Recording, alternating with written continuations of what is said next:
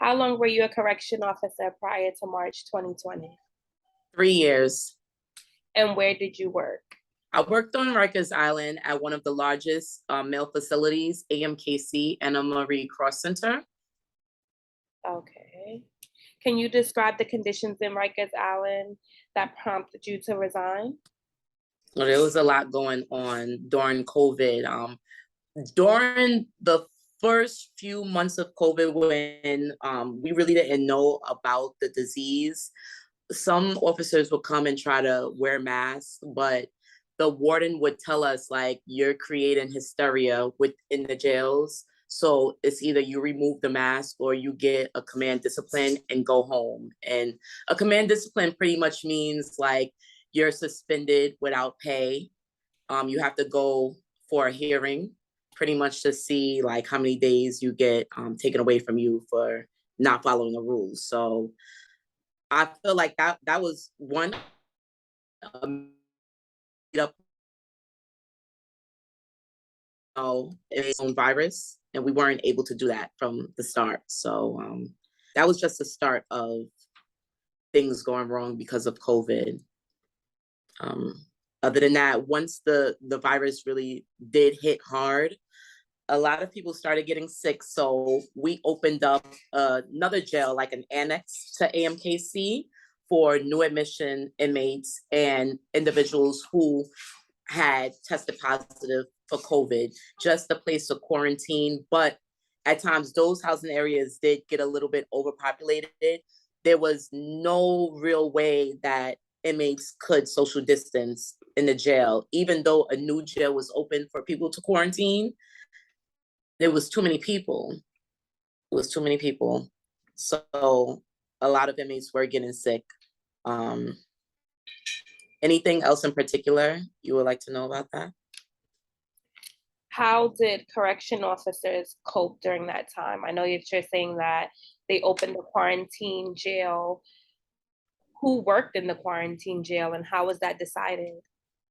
That's a good question. Actually, they took a lot of new officers to go over there.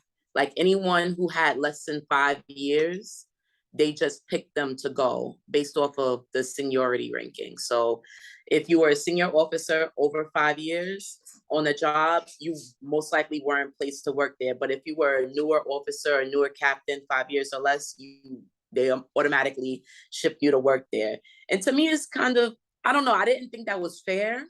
They should have picked a random selection of all officers and all captains to work there. It kind of felt like, newer officers on probation had no other choice. It's like you work there or you lose your job. And as far as coping, we weren't given an outlet to cope. We had something called, what was the name of that place that helped families? There was a building to help. I think I don't really remember the name of it. That's how insignificant it was. They said that they were there to help, but they weren't. The overtime was crazy because people were calling out sick every day. Over half of the staff didn't show up. So we had to work extreme amount of overtime.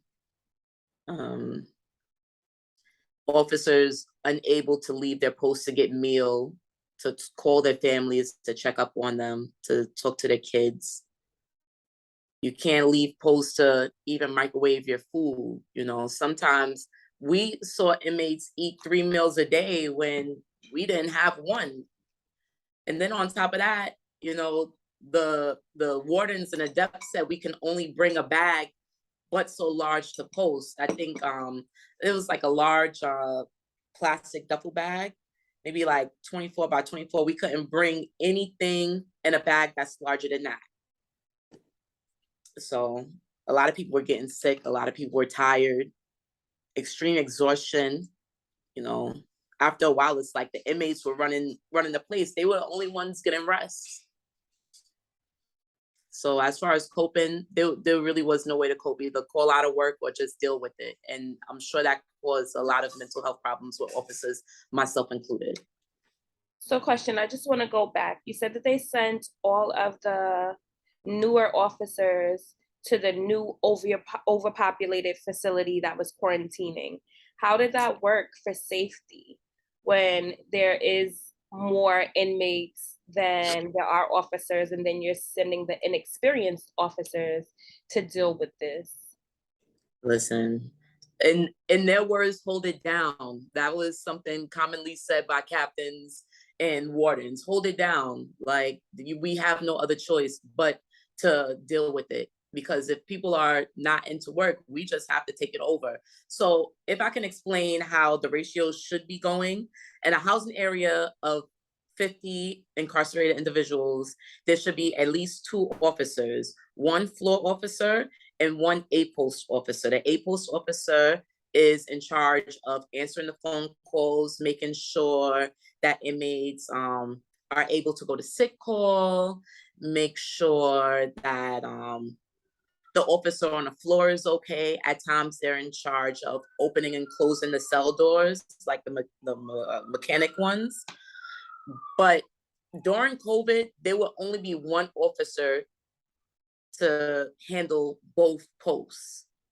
So if you can imagine a gate separating the housing area and the A post, inmates at times were able to come into the A post, take control, open all of the doors.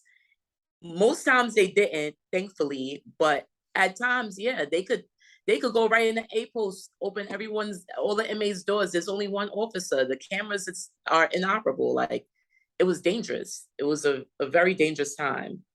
But there was nowhere else for them to go. There was nowhere else for them to go until they started releasing low class inmates, which means like they were a low class offense, maybe drugs, and they met an age qualification. They would let them go home after a while, but it still was overcrowded.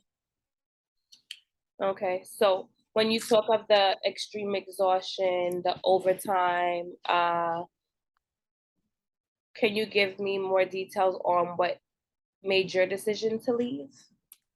It was the excessive overtime.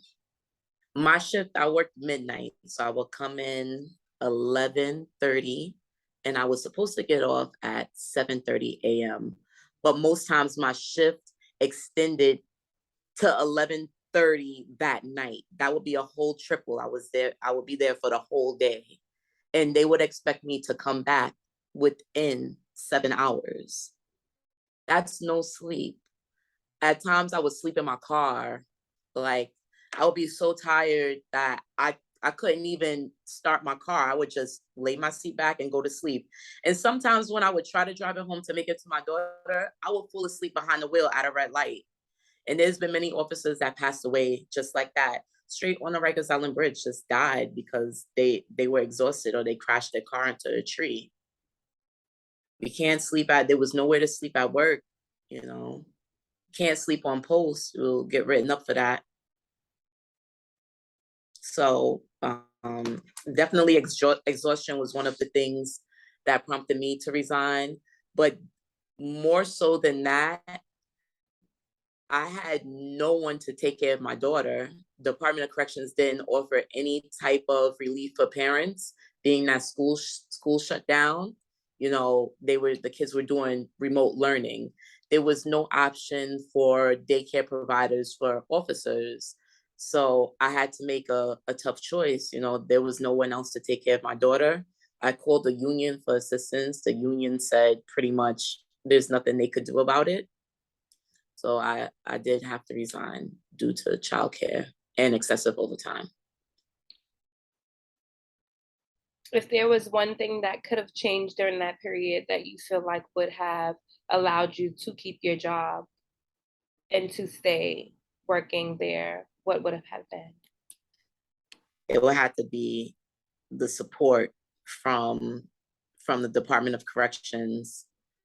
Definitely childcare. If they would have had something in place, mind you, they have empty lots full of trailers. If they said, you know, we will provide Department of Education assistance for remote learning for officers' children. If they said that and I had somewhere to safely bring my daughter to, I would have done that. If they said, you know, here's a list of resources outside of the Department of Corrections that officers can use, I would have utilized that. But there was nothing. Like I said, it was just a simply hold it down mentality. Okay.